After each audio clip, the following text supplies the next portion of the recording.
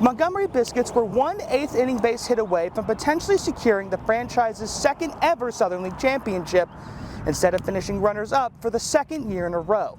And while some key players are returning for Kevin Bowles' third year as skipper, a number of new challenges are facing the Butter and Blue.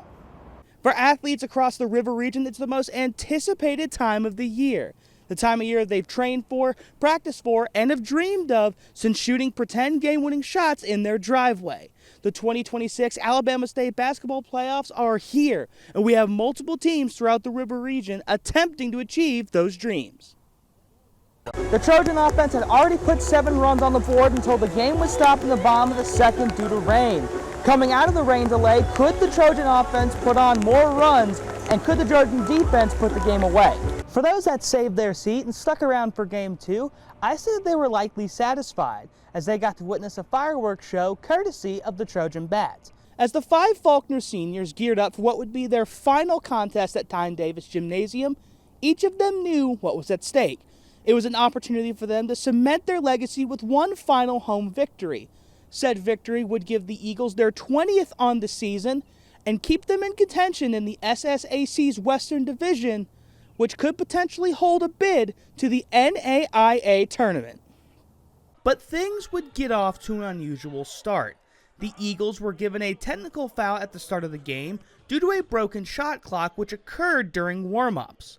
The visiting Loyola New Orleans were awarded a pair of free throws and took a 1-0 lead before the game even tipped off. This would be the only lead the Wolfpack held all afternoon. A pair of Tanner Vogel free throws opened up scoring for the Eagles, and it was off to the races from there. The Eagles' offensive fury was fueled in part by senior Gabriel Riviera, who had 15 points and was 3 for 5 from long range. 5 different Eagles finished with double-digit points, including Gideon Harris and Jordan Turner-Durley, who each had 12 points.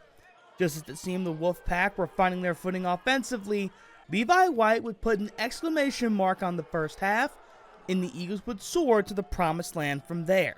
The 5 seniors' swan song was a 91-82 victory.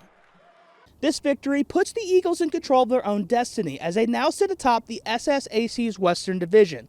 If they can secure a win in their final regular season game against Mobile, they'll be putting on their dancing shoes as they'll clinch the Western Division, which means an automatic bid into the NAIA tournament. Reporting from Faulkner, Stuart Bradley, WSFA 12 Sports.